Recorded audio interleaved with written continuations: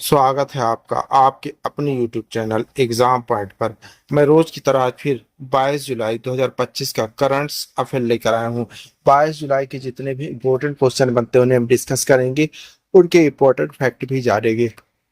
दोस्तों, आप किसी भी एग्जाम की तैयारी कर रहे हैं तो ये वीडियो आपके लिए मोस्टफुल रहने वाला है। इस वीडियो के लास्ट में हमने आपके लिए एक क्वेश्चन रखा है जिसका आंसर आप लोग को कमेंट्स बॉक्स में देना है। आइए शुरू करते हैं, पहले नंबर का क्वेश्चन देखते हैं। आइए पहले नंबर का क्वेश्चन देख लेते हैं। भारत के राष्ट्रीय ध्वज को संविधान सभा द्वारा कब अपनाया गया था? सही आंसर है सी, 22 जुलाई 1947 को। आइए की पॉइंट देखते हैं। 22 जुलाई 1947 को भारतीय तिरंगे को संविधान सभा द्वारा अपनाया गया था।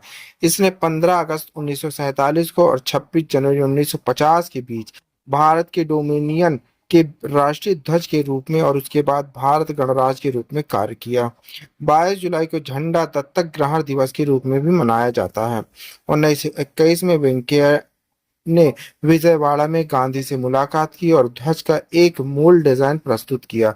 झंडे में दो लाल और हरे रंग के बैंड थे जो हिंदुओं और मुसलमानों के प्रतीक थे। हालांकि गांधी ने इसमें कुछ बदलाव किए। उन्होंने लाला हंसराज की सिफारिशों पर आत्मनिर्भरता का प्रतिनिधित्व करने के लिए शांति के प्रतीक के लिए एक सफेद पट्टी और एक चरखा जोड़ा। आइए आगे बढ़ते हैं, दूसरे नंबर का क्वेश्चन देखते हैं।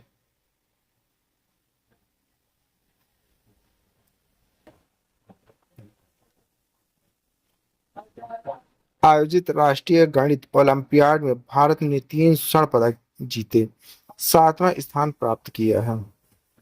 सही आंसर है ऑस्ट्रेलिया ने। की पंडित भारत ने 3 स्वर्ण, 2 रजत और 1 कांस्य पदक 66वें अंतर्राष्ट्रीय गणित ओलंपियाड IMO 2025 में जीते। यह आयोजन ऑस्ट्रेलिया के सनशाइन कोस्ट में हुआ था। परिणाम होमी भाभा विज्ञान शिक्षा केंद्र मुंबई द्वारा घोषित किए गए थे। आइए तीसरे नंबर का क्वेश्चन देखते हैं। विश्वविद्यालय खेलों में बैडमिंटन कांस्य पदक जीतकर भारत ने पदक तालिका में अपनी शुरुआत की। बैडमिंटन सेमीफाइनल में भारत किससे हारा? सही आंसर है सी, चीनी ताइपे की ऊपर लिखते हैं। FSU विश्वविद्यालय खेलों में भारत ने बैडमिंटन में अपना पहला पदक जीता। यह आयोजन जर्मनी के बर्लिन में हो रहा है। भारत ने मिक्स टीम स्पर्धा में कांस्य पदक जीता। भारत सेमीफाइनल में 3-1 से चीनी ताइपे हार गया। भारत ने इससे पहले क्वार्टर फाइनल में मलेशिया को 3-2 से हराकर ऐतिहासिक पोडियम स्थान हासिल किया। भारतीय टीम का नेतृत्व सतीश कुमार करुणाकरण ने किया। आइए चौथे नंबर का, पुर्तगाल खेल सम्मेलन में लंबी कूद का खिताब किसने जीता है? सही आंसर है बी, मुरली श्रीशंकर जी ने। की पढ़ने मुरली श्रीशंकर ने लंबी कूद का खिताब पुर्तगाल खेल सम्मेलन में जीता। यह आयोजन विश्व एथलेटिक्स कंटिनेंटल टूर कास्ट का हिस्सा है। श्रीशंकर सी विजेता कूद 7.75 मीटर जो दूसरे दौर में दर्ज की गई। वह लंबी कूद में एशियाई खेलों में रजत पदक विजेता पीटर कास्टोवेस्की पोलैंड दूसरे स्थान पर है। क्रिस्टोमेस्की ऑस्ट्रेलिया तीसरे स्थान पर। आइए आगे बढ़ते हैं, 5वें नंबर का क्वेश्चन देखते हैं।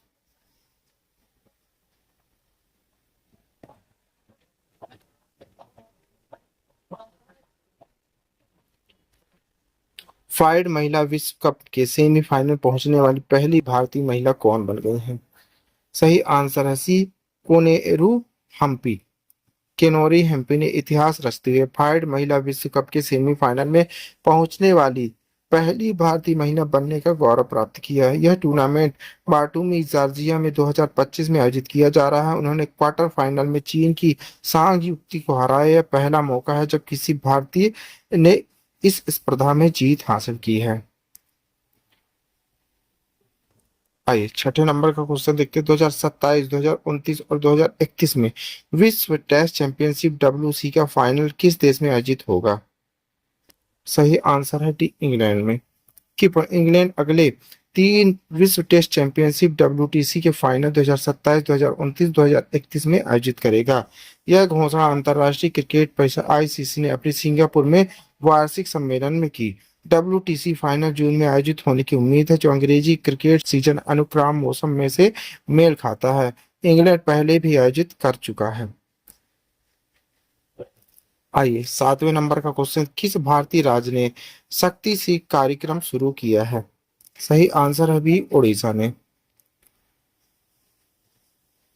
की पॉइंट देखते हैं। ओडिशा सरकार ने शक्ति श्री नामक एक नए कार्यक्रम की घोषणा की। इसका उद्देश्य कॉलेजों और विश्वविद्यालयों में छात्राओं की सुरक्षा सुनिश्चित करना। मुख्यमंत्री है मोहन चरण मांझी द्वारा भुवनेश्वर घोषित किया गया था। उच्च शिक्षा विभाग के अंतर्गत 730 सरकारी अनुदान प्राप्त कॉलेजों में यह निर्णय FM कॉलेज बालासोर की एक छात्रा द्वारा दुखद आत्महत्या के बाद लिया गया। इस घटना में एक संकाय सदस्य द्वारा कथित उत्पीड़न शामिल था। इस पहल का उद्देश्य छात्राओं के लिए सुरक्षा उपाय और संरक्षण को मजबूत करना है।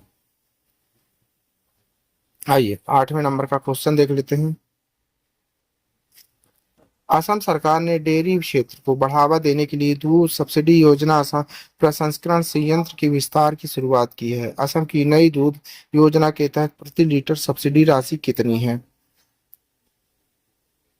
सही आंसर है ए, 5। असम सरकार ने डेयरी किसानों के लिए एक दूध सब्सिडी योजना शुरू की।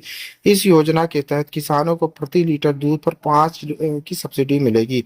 दूध प्रसंस्करण के लिए सहकारी समितियों को प्रदान किया जाना चाहिए। मुख्यमंत्री हेमंत बिश्वा शर्मा ने गुवाहाटी में एक दूध संयंत्र विस्तार के भूमि पूजन के दौरान यह घोषणा की।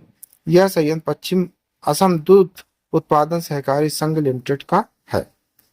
आइए आगे बढ़ते हैं। 9वें नंबर का क्वेश्चन देखते हैं।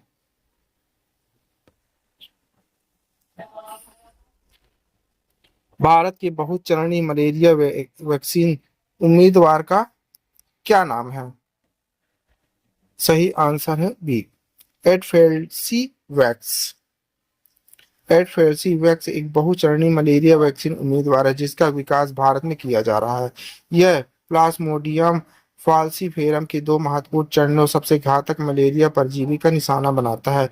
एडफेल्सी वैक्स भारत में पहला स्वदेशी पुनः संयोजक माइमेरियन मलेरिया वैक्सीन है।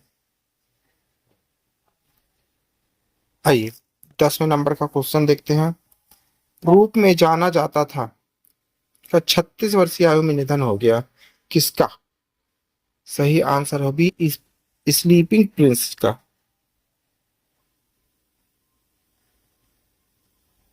प्रिंस अल वालिदा वालिद, जिन्हें सऊदी अरब के स्प्रिंग प्रिंस के रूप में जाना जाता था, का 36 वर्ष की आयु में निधन हो गया। वह 2005 में एक कार दुर्घटना के बाद लगभग 20 वर्षों तक कोमा में थे। यह दुर्घटना लंदन में हुई थी जब वे 15 वर्ष के थे। उन्हें गंभीर मस्तिष्क की चोट और गंभीर स्त्राव हुआ था। वे प्रिंस खालिद बिन तलाल के सबसे बड़े पुत्र थे, जो सऊदी शाही परिवार के सदस्य थे। उनका इलाज रियाद में किंग अब्दुल अजीज मेडिकल सिटी में हुआ।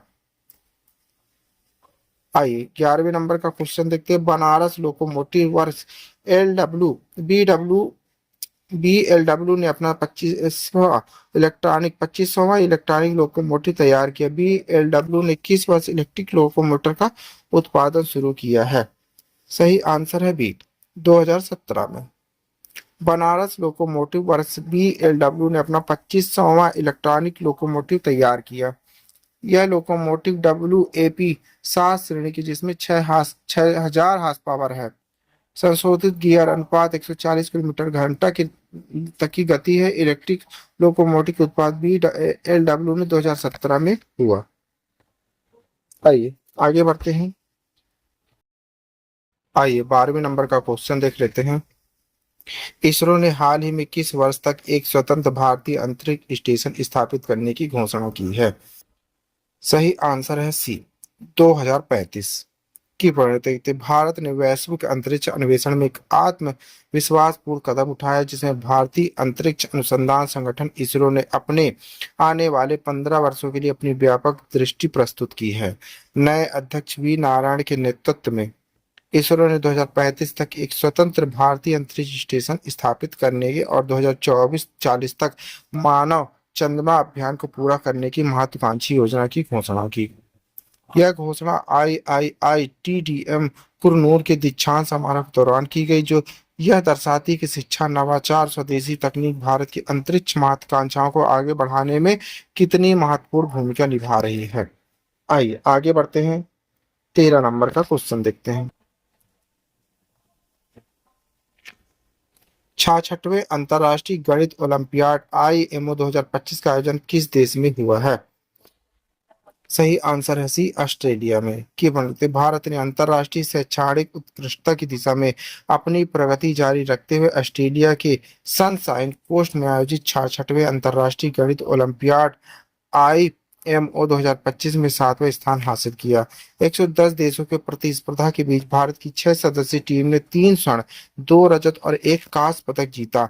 252 से 193 अंक प्राप्त कर राष्ट्रीय रिकॉर्ड भी बनाए। ये उपलब्धि भारत की गणितीय शिक्षा प्रतिभा विकास, ओलंपियाड प्रशिक्षण व्यवस्था की प्रभावशीलता को उजागर करती है। आइए 14 नंबर का क्वेश्चन देख लेते हैं। आईसीसी ने विश्व टेस्ट चैंपियनशिप WTC 2027, 2029 और 2031 फाइनल की मेजबानी किस देश को सौंपी है? सही आंसर है सी, इंग्लैंड को। के पॉइंट देखते हैं। अंतरराष्ट्रीय क्रिकेट परिषद ICC ने विश्व टेस्ट चैंपियनशिप WTC 2031 तक के फाइनल की मेजबानी इंग्लैंड को सौंपी। ICC ने 20 जुलाई 2025 को बताया कि अगले 3 संस्करणों की मेजबानी इंग्लैंड और वेल्स क्रिकेट के पास ही रहेगी। ICC की तरफ से जारी की गई विज्ञप्ति में कहा गया है कि बोर्ड ने हाल ही के फाइनल की मेजबानी में सफल ट्रैक रिकॉर्ड के बाद इंग्लैंड वेल्स क्रिकेट बोर्ड 2027, 29, 2031 संस्करणों के लिए ICC विश्व टेस्ट चैंपियनशिप फाइनल की मेजबानी के अधिकार देने की पुष्टि करता है। आइए 15 नंबर का क्वेश्चन देखते हैं। अमेरिका ने हाल ही में किस आतंकवादी संगठन को विदेशी आतंकवादी संगठन वैश्विक आतंकवादी इकाई घोषित किया है? सही आंसर है सी, द रेजिस्टेंस फ्रंट TRF को। भारत ने पाकिस्तान स्थित लश्कर ए तैयबा के 6 संगठन द रेजिस्टेंस फ्रंट TRF को एक विदेशी आतंकवादी संगठन वैश्विक आतंकवादी इकाई घोषित करने के अमेरिका के फैसले का स्वागत किया। TRS का संबंध जम्मू कश्मीर में नागरिकों पर हमलों सहित आतंकवादी गतिविधियों से रहा है। विदेश मंत्री डॉक्टर एस जयशंकर ने अमेरिकी कार्रवाई की सराहना करते हुए इसे आतंकवाद से निपटने में भारत अमेरिका मजबूत साझेदारी का प्रतिबिंब बताया और भारत के शून्य सहिष्णुता के दृष्टिकोण की पुष्टि की। आइए लास्ट क्वेश्चन देख लेते हैं, 16 नंबर का। केरल राज्य कथकली पुरस्कार के विजेताओं में कौन शामिल है? सही आंसर है बी, कुरूर वासुदेवन नंबूथिरी कालामंडलम शंकर वारियर। सांस्कृतिक मंत्री साजी चेरियन ने 2023 के लिए केरल राज्य कथकली पुरस्कार, पल्लवुर अप्पू मरार वाद पुरस्कार और केरलीय नृत्य नाट्य पुरस्कार की घोषणा की। कथकली वादक कुरूप वासुदेवन नंबूथिरी चेगा और कालामंडलम शंकर वारियर मदना ने कथकली पुरस्कार जीते। चेंडा वादक मंडूर शंकर कुट्टी मरार को अप्पू मरार पुरस्कार से सम्मानित किया गया है, जबकि कुड्डियन प्रतिनिधि कालामंडलम PN गिरिजा देवी को नृत्य नाट्य पुरस्कार मिला है। आइए आपके लिए क्वेश्चन है, इसी क्वेश्चन का आंसर आप लोग को कमेंट्स बॉक्स में देना है। क्वेश्चन देखते हैं। प्रधानमंत्री नरेंद्र मोदी ने पश्चिम बंगाल में विकास परियोजनाओं का शिलान्यास और उद्घाटन किस शहर में किया है? कोलकाता में, सिलीगुड़ी में, दुर्गापुर में या हावड़ा में? दोस्तों इस क्वेश्चन का आंसर आप लोग को कमेंट्स बॉक्स में देना है। आंसर आप लोग कमेंट्स बॉक्स में जरूर दीजिएगा, भूलिएगा नहीं। आप पढ़ रहे हैं 22 जुलाई 2025 का डेली करंट अफेयर। दोस्तों आप किसी भी एग्जाम की तैयारी कर रहे हैं तो ये वीडियो आपके लिए मोस्टफुल रहने वाला है। इस वीडियो की PDF डाउनलोड करने के लिए आप हमारे टेलीग्राम चैनल एग्जाम पॉइंट पर जाकर वहां से PDF डाउनलोड कर सकते हैं। Thank you for watching my video. इस वीडियो को ज्यादा से ज्यादा शेयर करें, लाइक करें, कमेंट करें। Thank you.